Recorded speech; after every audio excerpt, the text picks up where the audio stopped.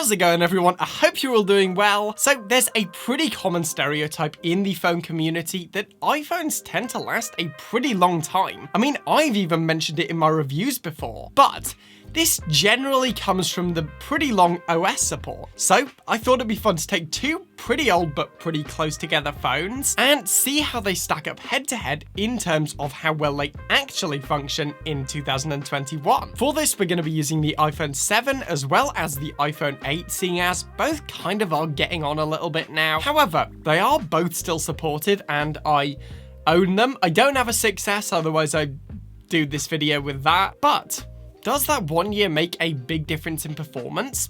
Well, let's find out. So, first up, we have the most important factor, performance. How do each one of these phones perform in the current day? Well, honestly, I have had no problems with the iPhone 8. I've used it for a lot of this year, and scrolling through the OS, opening up stock apps, and performing system functions like Touch ID all work flawlessly, which is honestly pretty impressive considering this phone was released back in 2017, and it wasn't even the high-end phone of that year. Realistically, the iPhone 8 was seriously overshadowed by the iPhone 10, so honestly, it's pretty impressive it's held up this well. In terms of system functions on the iPhone 7, it was pretty good up until a few months ago. See, I've noticed my iPhone 7 take a pretty rapid downturn over the last few months. It's certainly much less responsive than it used to be, especially when I got it in 2019. Back then, it was like a brand new phone. Nowadays, it does feel a little bit sluggish. Sometimes things will crash, it's less stable than it used to be, and overall, the stock experience is just not as good as it is on the iPhone 8. In terms of more intensive performance,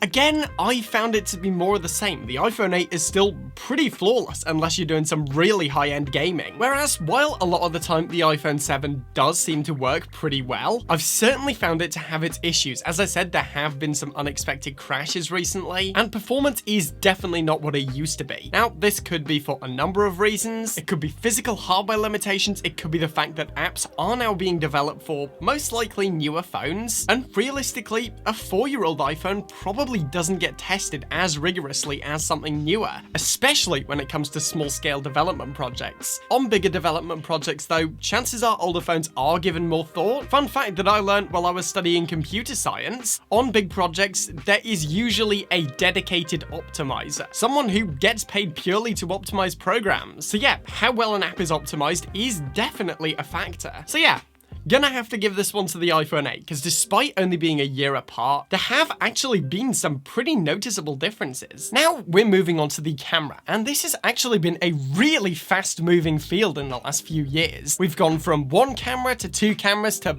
5 cameras with that Nokia 9 PureView, and at the time of these phones being released, they were pretty damn good. But what about now? Alright, so quickly, just to jump in, I'm editing this video at like stupid o'clock, and I've decided to cut all the stuff about photos because photos are still pretty great on both, and everything I say in this section basically translates on the hardware side of things. So seeing as the biggest difference was in the video side of things, I decided mainly to focus on that. Hey, hi, how's it going? Now we're using the front camera on the iPhone 8. Does this look good enough? Probably. The front camera's never been that special. Alright, now we're in 4K at 60 FPS.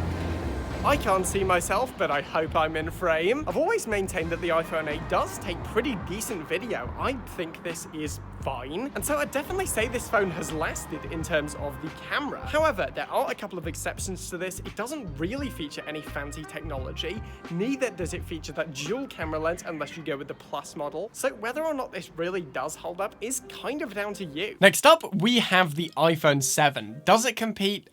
I mean, I know the answer to that. I have made this video. Let's just cut to the results. Alright, so now we're on the iPhone 7 front-facing camera, which is slightly lower spec in terms of video from the iPhone 8, however, it's basically the same in terms of photos. I think this one only goes up to 1080p at 30 FPS versus 60 on the iPhone 8, but still, for some casual vlogging action, I see no reason why this wouldn't be acceptable. And now we're on the back camera again.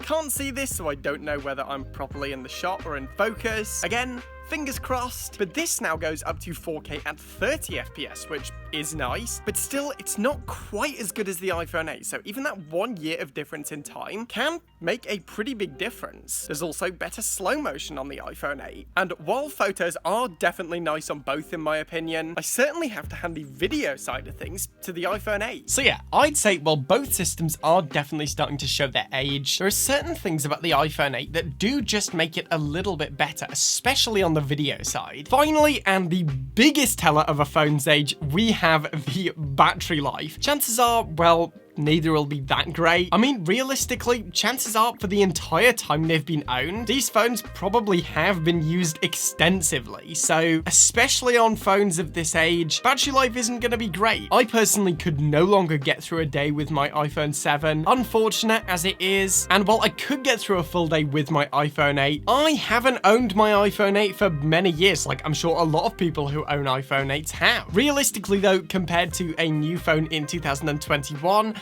neither are going to do that well. So all in all, I definitely think the 1 year does make a pretty big difference. While the iPhone 7 still definitely works in 2021, you'd be, at least from this use case, much better off going with the iPhone 8. And I'd say while the iPhone 7 does still work, I personally, on the iPhone side of things, wouldn't recommend going older than 3 to 4 years, as it currently stands. I mean, some iPhones down the road might have incredible support. The iPhone 12 might last like 10 years. I mean, it's unlikely due to the fact that a lot of these are physical limitations. I mean, one camera. On the iPhone 7, it lacks True Tone, which is, again, a hardware feature. Phones have lithium-ion batteries. Lithium-ion batteries, over time, get physically worn down by the ions inside them. So yeah, as for how long I personally think an iPhone currently lasts, I'd say anywhere between 3 to 4 years. However, this is in a general user perspective. Maybe you don't use your phone that much, then it's probably gonna last longer. Maybe you use your phone a lot and you like that cutting edge. Then chances are for you, a 4-year-old phone is probably quite old. Nevertheless though, hopefully you can apply this to your own use case, and hopefully it's been helpful. Alright guys, so that's it for today. I hope you've enjoyed this one. Let me know, by the way, how long do you think you can keep an iPhone for? You think 3 years? Do you think 4 years? Do you think even longer? Or do you think even less? Feel free to let me know in the comments. I always enjoy reading those. Once again, a huge thank you to everyone who supported me on Patreon. If you want to help support the show, get awesome wallpapers every month, bonus videos, and much more, then feel free to check it out. As for now though, as always, thank you for watching. Remember to like the video if you want to see more content like this, then smash that subscribe button. I'm done for now, and I will see you guys in the next one.